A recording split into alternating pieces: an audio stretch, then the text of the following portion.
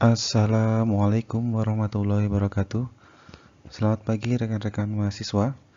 Hari ini kita ketemu lagi di pertemuan kita yang ketiga atau video kita yang ketiga. Hari ini kita akan membahas tentang analisis perbandingan. Nah, untuk beberapa video ke depan, nanti kita akan mengenal berbagai macam analisis akuntansi yang nantinya bisa menjadi senjata saudara untuk menganalisis laporan keuangan. Nah, untuk yang session kali ini kita akan membahas mengenai analisis perbandingan yang kurang lebih nanti akan saya sampaikan maksimal insya Allah tidak lebih dari 30 menit. Baik, untuk mempersingkat waktunya, marilah kita mengawali pembelajaran kali ini dengan membaca basmalah dulu bersama-sama. Bismillahirrahmanirrahim. Nah, untuk laporan keuangan kali ini, kita bertujuan untuk menganalisa atau membandingkan data keuangan dua periode atau lebih, sehingga nanti akan memperoleh data yang dapat mendukung keputusan. Maksudnya begini, ketika saudara pada tahun 2021 memeriksa laporan keuangan di sebuah perusahaan untuk melihat performa kinerja keuangan di tahun 2021, saudara mengambil dua periode laporan sebelumnya, yaitu pada tahun 2019 dan 2020, atau mengambil laporan per triwulan, jadi triwulan 1, triwulan 2. Nah, itu dibandingkan dua periodenya untuk melihat peningkatan atau penurunan atau performa. Kalau dua masih kurang, ambil 5 tahun ke belakang. Coba saudara perhatikan nanti grafik naik turunnya itu stagnan atau dia naik turunnya itu tidak wajar. Jadi kadang naik banget, tiba-tiba turun banget. Nah, ini salah satu analisis mendasar yang paling gampang tanpa menghitung. Jadi hanya membandingkan dan melihat secara kasat mata, saudara akan mempunyai kesimpulan awal bahwa laporan keuangan tersebut atau performa perusahaan tersebut baik atau buruk. Fungsinya untuk apa melihat laporan keuangan itu? Yaitu untuk melihat likuiditas. Jadi likuiditas itu kemampuan perusahaan untuk memenuhi kewajiban keuangan sesegera mungkin. Jadi, ketika perusahaan itu mempunyai kewajiban, misalnya perusahaan itu mempunyai kewajiban membayar angsuran, karena kan perusahaan kan pasti punya hutang. Nah, atau perusahaan ada kewajiban untuk membayar investor atau dividen atau bagi hasil dari saham. Nah, itu perusahaan liquid nggak? Apakah perusahaan mempunyai fresh money? Atau perusahaan tersebut banyak piutangnya tetapi uangnya tidak cair? Artinya likuiditasnya macet. Karena apa? Banyak piutang yang tidak tertagih. Gampangnya gini, saudara ini kaya, uangnya banyak, tapi uangnya itu banyak dipinjamkan kepada teman-temannya. Nah, ketika saudara ada kebutuhan atau saudara itu dimintain uang sama orang tuanya, nak, mana hasil kerjamu? Bapak minta 100.000 misalkan. Nah, saudara bisa nggak ngasih uang 100.000 pada saat itu? Padahal kekayaan saudara misalkan 1 juta. Tetapi 1 jutanya itu tersebar di berbagai macam teman karena dipinjam. Nah, kalau pada saat itu saudara tidak bisa menyediakan uang 100.000 untuk orang tua saudara, berarti saudara itu tidak liquid. Likuiditasnya macet. Nah, kalau kayak gini nih, anak yang gimana ya? Yang baik nggak? Kalau kita mengibaratkan, ya nggak baik. Nggak liquid. Kalau dikatakan ke perusahaan, bagus nggak? Nggak bagus. Kalau ada kewajiban bayar, kok nggak bisa bayar?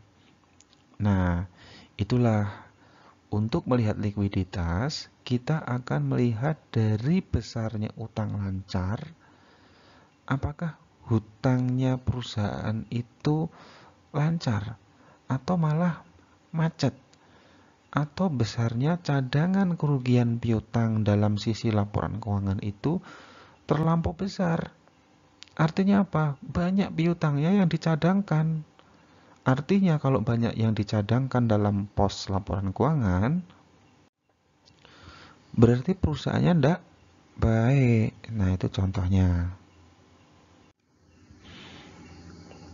Kewajiban keuangan perusahaan pada dasarnya itu untuk siapa? Seperti yang saya sampaikan tadi. Untuk kreditur.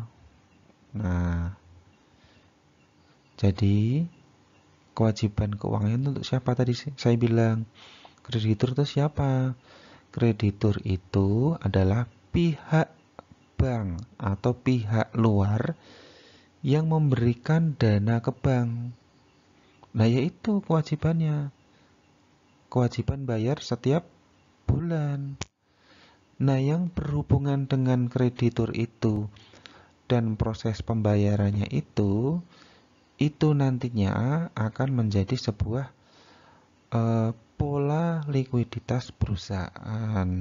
Nah, kalau pola pembayarannya kepada kreditur itu macet atau tersendat, nah artinya perusahaan itu tidak liquid, gitu ya. Mulai bisa menangkap. Kalau belum bisa, silakan tanya di WhatsApp grup. Sebutkan nama dan nomor saudara. Nah, selanjutnya adalah solvabilitas. Apa itu? Nah, mari kita baca dan fahami bersama. Solvabilitas itu adalah kemampuan perusahaan untuk memenuhi kewajiban apabila perusahaan tersebut dilikuidasi, baik kewajiban jangka pendek maupun jangka panjang. Keadaan ini, perusahaan mempunyai aktiva yang cukup untuk membayar semua hutangnya. Kalau jumlah aktivanya kecil daripada hutangnya disebut insolvable. Mirip dengan likuiditas. Artinya gini, perusahaan itu kan ada kewajiban jangka pendek atau jangka panjang. Jangka pendek itu ketika perusahaan akan membayar angsuran. Jangka panjang itu misalkan perusahaan akan membayar dividen tahunan yang jangkanya itu tidak dalam waktu dekat. Nah, kalau dari sisi aktiva atau kekayaan perusahaannya itu mumpuni, sehingga dia bisa membayar hutangnya. Artinya apa? Pinjamannya. Atau gampangnya bisa ngangsur. Nah, kalau bisa ngangsur dan membayar semua kewajibannya, maka kita sebut solvable. Kalau jumlah aktivanya, artinya jumlah kasnya, kemudian jumlah pendapatannya, aktiva bersihnya, itu lebih kecil daripada hutang di sisi hutang atau sisi pasifanya, maka kita menamakan insolvable. Nah, ada nggak yang begitu? Ada, tetapi semua bisa disulap dalam laporan keuangan. Nah, saudara tidak perlu belajar itu. Nah, nanti di next level. Tapi ini yang begini ini, kalau saudara cek dalam sebuah laporan keuangan perusahaan, tidak ketemu. Karena akuntan perusahaan itu pinter-pinter. Nggak mungkin dia memunculkan hal yang begini ini. Nah, ini disebut akuntannya bodoh. Kalau dia bisa membuat laporan keuangan itu insolvable. Nah, ketika dia akan membuat perform laporan keuangan, dia pasti akan membuat solvable gimana pun caranya. Dan itu tidak diajarkan di bangku kuliah dan tidak akan saya ajarkan juga. Nah, jadi ya ini pengetahuan saja. Dalam sebuah laporan keuangan itu ada hal yang seperti itu. Nah, ini lanjutannya. Jadi kondisi perusahaan itu kita bisa mengatakan liquid dan solvable atau liquid dan insolvable. Nah, ini Jadi kondisinya itu ada dua. Jadi maksudnya perusahaan insolvable dan liquid itu kondisi keuangannya kurang baik karena sewaktu-waktu akan menghadapi kesulitan keuangan. Artinya begini, ketika perusahaan itu liquid, ya dia tuh punya uang untuk membayar jangka pendek atau jangka panjang, tapi tidak insolvable. Artinya apa? Karena ada kemungkinan dalam membayar utang jangka pendek dan jangka panjangnya itu menjadi tidak bisa atau tersendat. Karena kita tahu dalam kondisi mungkin contohnya saat ini pandemi, semua kondisi perusahaan atau perusahaan akan menghadapi kondisi yang kemerosotan. Nah, saat ini untuk 1 bulan atau 6 bulan ke depan kita bisa mengatakan perusahaan tersebut liquid karena punya cadangan kas. Tapi ketika bulan ke-7 itu kita bisa mengatakan perusahaan tersebut insolvable. Karena kita nggak pernah bisa meramalkan perusahaan tersebut apakah tetap bisa bertahan di bulan ke-7. Contohnya kalau di kota Yogyakarta, banyak perusahaan bakpia yang gulung tikar. Kita bisa mengatakan bulan pertama sampai bulan ketiga dia masih liquid. Artinya masih bisa membayar gaji karyawan, membayar utang perusahaan, dan membayar ke supplier. Tapi bulan ke-6 tidak insolvable. Nah, kecuali pengusaha tersebut membuat suatu inovasi baru atau gebrakan baru, dia tidak jual bakpia lagi, tapi dia jual pempek misalkan. Atau dia jual makanan yang siap saji, tapi nggak bakpia. Nah, itu masih bisa dikatakan solvable ke depannya karena perusahaan tersebut bisa bertransformasi dan dia bisa menyelamatkan diri. Nah, itu contohnya. Jadi, insolvable atau solvable itu tergantung dari perusahaan itu bisa bertransform atau dia bisa survive dari kondisi ancaman insolvable atau unliquiditas. Oke? Kemudian rentabilitas atau profitability. Jadi ini adalah kemampuan perusahaan dalam menghasilkan laba selama periode tertentu. Contohnya, untuk rentabilitas ekonomis itu laba perusahaan dibandingkan dengan modal yang digunakan, bisa sendiri atau asing. Jadi di sini kita akan membandingkan laba yang diperoleh dalam periode tertentu dengan jumlah aktiva atau modalnya. Jadi gampangnya gini nih. Ketika saudara membuka usaha, penghasilan bulan pertama, kedua, ketiga itu bahasa Jawanya cocok nggak dengan modalnya? Atau nyambung atau apa ya bahasa Indonesianya? Ya ada relate nggak bahasa Inggrisnya? Relate nggak dengan modalnya? Kalau nggak relate atau mungkin nggak masuk, ya berarti usaha tersebut dikatakan nggak sehat. Orang labanya lebih kecil daripada modal. Nah, seharusnya perusahaan yang baik itu labanya lebih gede dari modalnya. Nah, itu contohnya. Jadi maksudnya masih sama, ini atas bawah masih sama. Lanjut. Kemudian stabilitas usaha. Ini adalah kemampuan perusahaan untuk membayar beban bunga dan membayar kembali hutangnya tepat pada waktunya serta membayar dividen. Jadi masih sama dengan likuiditas, cuman bahasanya yang lebih dalam, deep lagi itu ya stabilitas usaha. Saudara punya warung kelontong, stabil enggak usahanya? Orang mengatakan, wah perusahaanmu enggak stabil, warungmu enggak stabil. Lah kenapa? Orang bayar ke supplier aja enggak bisa. Nah, itu contohnya. Jadi ini bahasanya lebih deep dibanding likuiditas. Nah, ini adalah prosedur analisa. Kalau saudara menjadi seorang investor atau akuntan ke depannya, itu ya saudara harus memahami laporan keuangan. Kalau mau berkecimpung di dunia analis laporan keuangan dan menjadi seorang akuntan, minimal dalam memahami laporan keuangan, sekali-sekali kalau liburan yang ditonton bukan film atau drama Korea, tetapi belajar tentang memahami laporan keuangan. Di YouTube banyak. Jenis-jenis laporan keuangan, saudara, di YouTube juga banyak. Di video saya juga ada.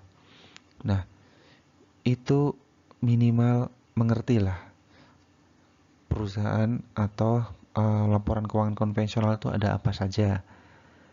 Laporan keuangan syariah ada apa aja. Nah, kemudian sisi aktiva dan pasiva, kenapa modal lebih gede, kenapa utang lebih gede, bagaimana cara mengatasi penjualan ketika hutangnya banyak. Nah, ini struktur dalam pelaporan keuangan neraca itu minimal harus ngerti.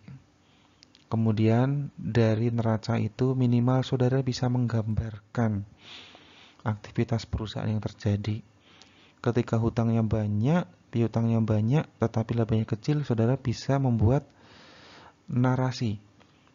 Jadi membaca laporan keuangan itu tuh sebenarnya sebuah cerita.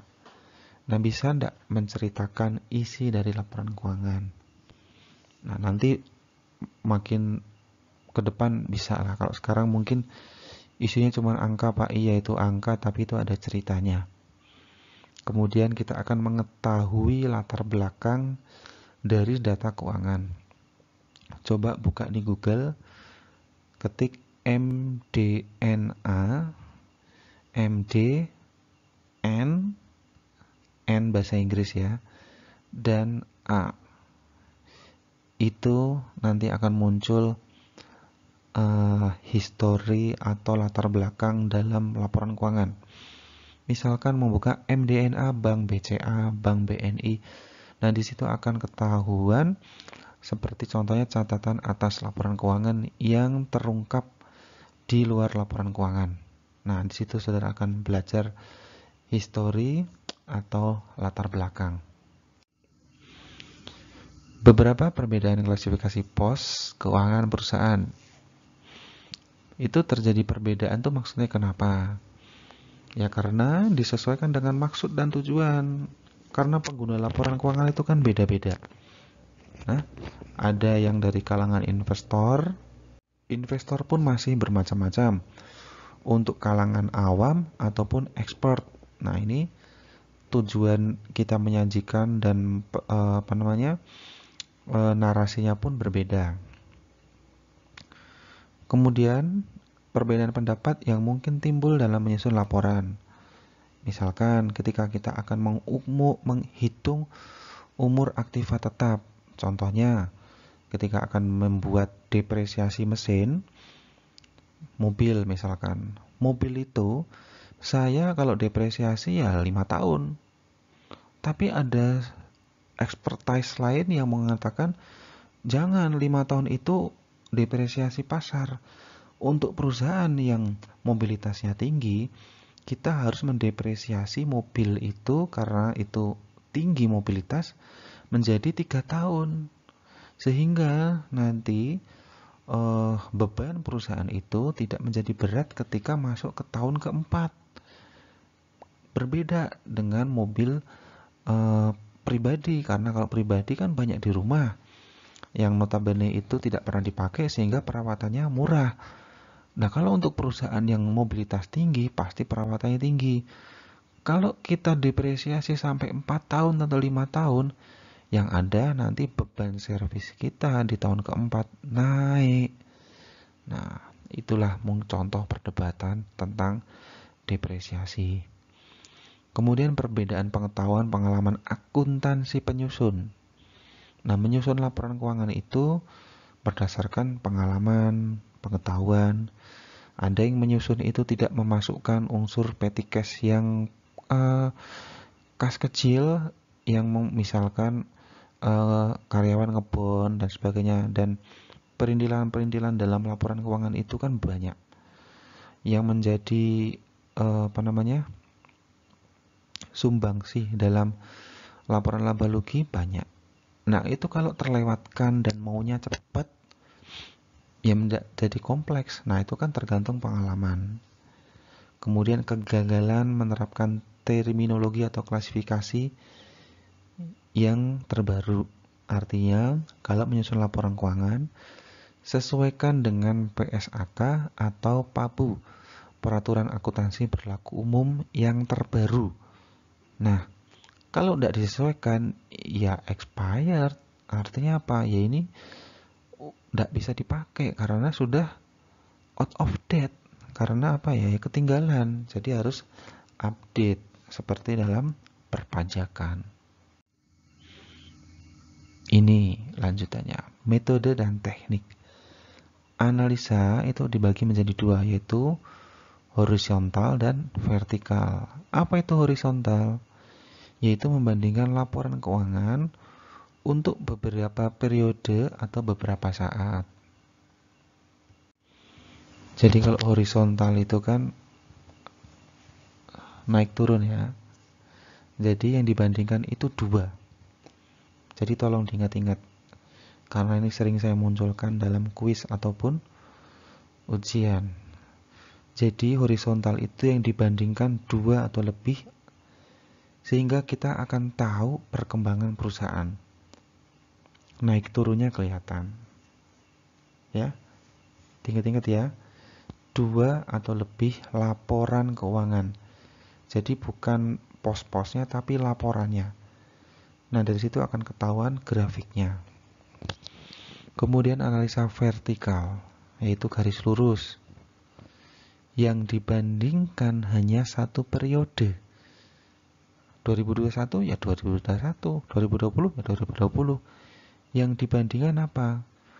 Pos dalam laporan keuangan. Sehingga dapat diketahui keadaan keuangan. Yang dibandingkan ya misalkan pembandingan aktifanya, membandingkan pasifanya. Yang dibandingkan apa, Pak? Ya kita lihat di penjualannya. Penjualannya itu sebanding enggak dengan modalnya?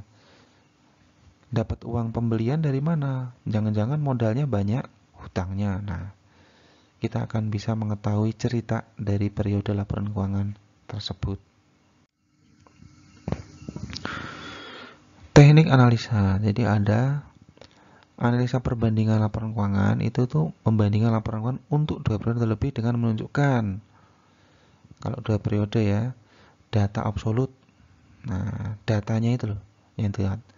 Kenaikan atau penurunan. Kemudian perbandingan yang dinyatakan dengan rasio. Nah, nanti saudara belajar rasio nanti ke belakang. Kemudian persentase. Nah, kemudian trend prestige analyze. Jadi ini akan mengetahui naik dan turunnya. Jadi naik turunnya itu tuh nanti bisa dihitung dengan rasio atau mungkin grafik, atau nggak usah dihitung pakai apa-apa udah kelihatan kok. Gampangnya kalau naik itu ya naiknya itu standar, turun ya turun pelan, kemudian naik pelan, atau naik drastis itu. Naik drastis pun juga menjadi pertanyaan. Loh ada apa ini kok naik terus gitu loh. Naiknya itu ya paling nggak tuh wajar, jangan langsung tiba-tiba terus naik ke atas, itu ada sesuatu yang tidak wajar. Nah, kemudian ada lagi namanya analisa common size. Ini salah ketik ya. Nantilah saudara akan ketemu analisa common size di video berikutnya. Kemudian analisa sumber dan penggunaan modal bisa dibaca dan nanti akan saya jelaskan lebih dalam di video selanjutnya. Kemudian adalah cash flow statement analysis. Sama, nanti ada video yang khusus membahas tentang analisa tersebut. Nah, ini semuanya ada dalam next video. Cuman saudara paling nggak mengerti dulu lah summary-nya. Lanjut ya. Nah, ini membandingkan laporan keuangan. Dengan apa? Dengan comparative balance sheet, yaitu membandingkan neraca yang menunjukkan ada aktiva, hutang, dan modal. Nah, sama dengan analisa vertikal itu. Jadi kita membandingkan dalam satu periode. Nah, dari sini kita akan ketahui, saudara bisa baca sendiri, pengeluaran dan pembayaran saham misalkan. Gimana? Apakah pembayaran sahamnya itu macet? Atau mungkin nggak sebanding dengan kinerja penjualan? Nah, seharusnya dengan kinerja penjualan yang tinggi, itu seharusnya membayar sahamnya itu baik atau naik juga, ada persentasenya. Kemudian tahun. Apabila laporan itu dibandingkan lebih dari 2 periode, nah, itu bandinginnya lebih kompleks. Kita bandingin tahunnya secara kasat mata. Mungkin kita akan membandingkan neraca. Misalkan tadi kita menghitung modal, besaran modal dan pembagian saham. Nah, ketika tahun tersebut, tahun X misalkan, bagi sahamnya itu kecil, sementara itu modal penjualan itu gede, kita bandingkan dengan tahun sebelumnya. Ada apa ini? Oh, ternyata di tahun sebelumnya, perusahaan menurunkan dana dari pihak ketiga sekian ratus juta, sehingga pada tahun tersebut, alokasi yang seharusnya masuk ke menjadi dividen atau pembagian hasil, masuk ke dalam pembayaran kewajiban, sehingga mengurangi pembayaran investor. Nah, itu kan bisa cerita. Nah, pada akhirnya investor akan berpikir, lah berarti saya menanamkan perusahaan ini tidak sehat. Saya sudah nanam, tapi dia masih ngutang lagi, dan harusnya yang menjadi hak saya itu kok dipotong gitu loh. Atau malah lari ke kewajiban jangka pendek atau panjang. Nah, berarti kalau saya masih bertahan di sini, ada kemungkinan saya menjadi tidak profit. Nah, ada kemungkinan tidak juga, karena ketika melihat catatan perusahaan itu ada rencana ekspansi atau mengembangkan ke wilayah lain. Nah, berarti perusahaan itu ngutang, dia akan membuka cabang ke daerah lain. Berarti ada potensi keuntungan yang lebih di tahun selanjutnya. Berarti saya nggak jadi keluar misalkan. Kemudian tren dalam persentase. Nah, nanti ada materi yang namanya analisis tren. Nah, nanti saudara akan belajar. Tapi kalau saudara pernah menempuh akuntansi biaya, saudara akan belajar tentang persentase dengan perhitungan analisis tren. Common size statement ini, kalau tidak salah di video selanjutnya nanti kita kupas lebih dalam lagi apa yang dimaksud dengan common size. Nah, ini evaluasinya. Jadi itu dievaluasi ya. Besok saja ini saya kasih summary. Nanti kalau saya cerita sekarang, video selanjutnya menjadi tidak menarik ya. Nah, ini masih lanjutan dan ini adalah slide terakhir saudara. Nah, jadi begitu yang dapat saya sampaikan ke saudara. Saya harap dapat dimengerti tentang intro, tentang laporan keuangan. Kita akan mengenal dan cara-cara analisisnya.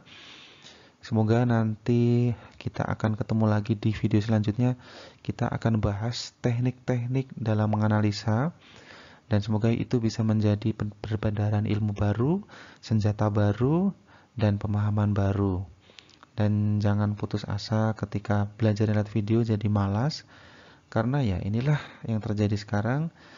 Berdoa saja, semoga semester depan kita dapat memulai pembelajaran secara tatap muka. Terima kasih saudara telah menyaksikan video ini dari awal sampai akhir. Semoga dapat dimengerti dan semoga sehat selalu. Terima kasih. Wassalamualaikum warahmatullahi wabarakatuh.